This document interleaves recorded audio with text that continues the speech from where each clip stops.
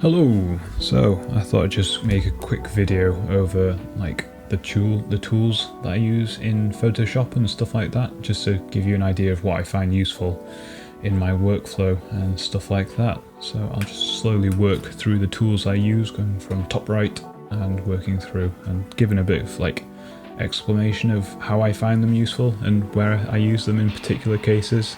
I'll leave links at the bottom of the video to the sites of the people. I'm not affiliated with any of them. Like, you might not find them useful, but yeah, that's what this video is about. So at the top right we've got Colorus, which is an add-on that's just your basic color panel thing. I generally stick at the top right. Don't really use it much out of its like default state. I use the HSV sliders, which is hue, saturation and value. The next ones are probably the more useful ones that I've picked up recently by Sergey Kritsky. So we've got Brush Rater, and below that we have Modificator.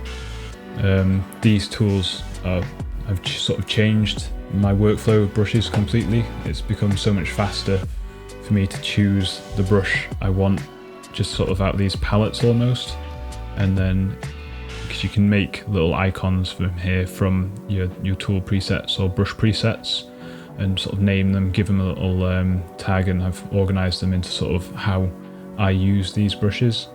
And you can also add like different tools, so it doesn't just have to be brushes, it can be custom shapes, smudge tools, anything like that really.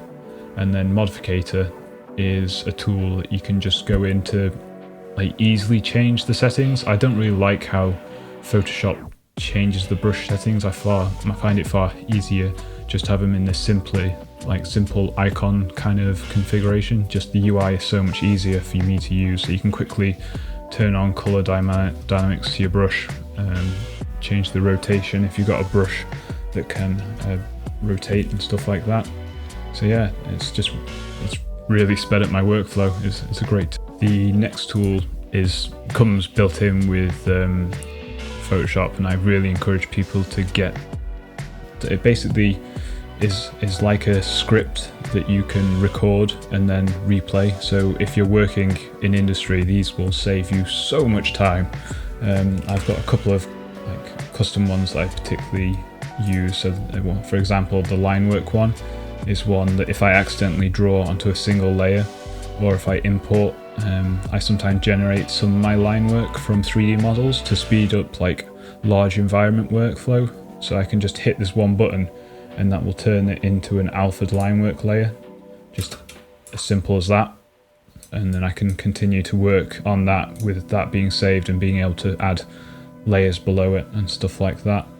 Another example would be my custom shape one, because a lot of the time I work with custom shape.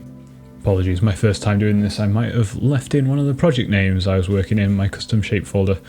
So yeah, so with custom shapes, I would start by selecting a shape, stretching it out, sort of playing around with it. If I start to see something like something I like within it, I would then separate it out into, so for example the line work, I'd then run this script, and then you've got that shape to work with. So you can just start manipulating it more, reusing that shape. If you like that one in particular, you can then turn that into a custom shape, and then again, it's added to your library. You can use it over and over again.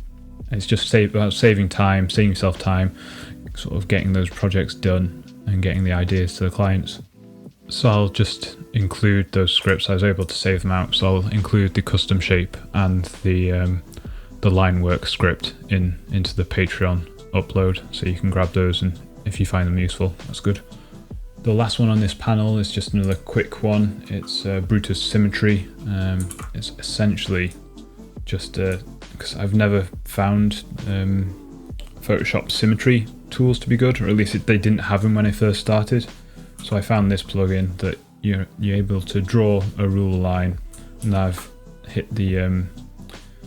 added a shortcut for myself, which is Control Q, and then if I hit that, it will just symmetrize it on that axis. So this is particularly useful for me when doing character designs. You can quickly come up with shapes and get that character roughed in, and then it continue building up the details and stuff like that. So yeah, that's a tool that I mainly use for character design, and then once you're happy you can start breaking the symmetry. One of the final ones is, you've probably been wondering what this panel up here is. This is called Lazy Nezumi. So this is kind of like a line work. It's a bit like if you've ever used ZBrush, you can have line smoothing or Procreate, you can add that on. So this is a tool that slightly smooths out your line work, especially useful if you're using tablets, I find, because there can be a bit of jitteriness in them. Or if you're doing longer strokes, you have that pull string effect. So if you're connecting two cables to a building and stuff like that, I particularly find it useful when doing hard surface design. So a lot of my design, I generate shapes by setting it, because they have a fixed angle setting, and then I've gone in, add some custom angles for myself. I think the one I particularly use is the 22.5. I don't know why, it seems to work well for me. Play around with it yourself, so you can sort of just generate these angles, but it just locks the cursor to that, and it just adds a bit more dynamism maybe to your line work. It just seems to work for me for hard angle stuff, and yeah, it just generates that kind of shape language that I find appealing, and then I can work with that. Other tools that I find really useful are the circle drawing tool, and yeah, it's got several different isometric and stuff like that, but yeah, the main ones I use it for are the fixed angle and the smoothing, like the pull line. I don't use it that often when just generally working. It's just particularly with hard surface stuff, and when you really want to get that really crisp line work, it's useful for a couple of like the different stuff where you'd use rulers and such, like if you're doing traditional drawing. Other than that, there's only two other things I really use. I don't know if everybody knows about this, but it's worth pointing out the shift key when you're drawing. I'll turn off Lazy Nezumi because I'm currently locked, but if you hit shift and hold shift, two dots, it will connect them. Again, really useful if you're doing hard surface work and wanting to connect lines with super crisp line work. And the only other tool I really use is, again, one of Sergei Kritsky's work. Is he's got a pack called Scriptorator or something like that. Again, I'll link below. And this tool, if you've ever seen on any of my work and how quickly I can fill in the line work.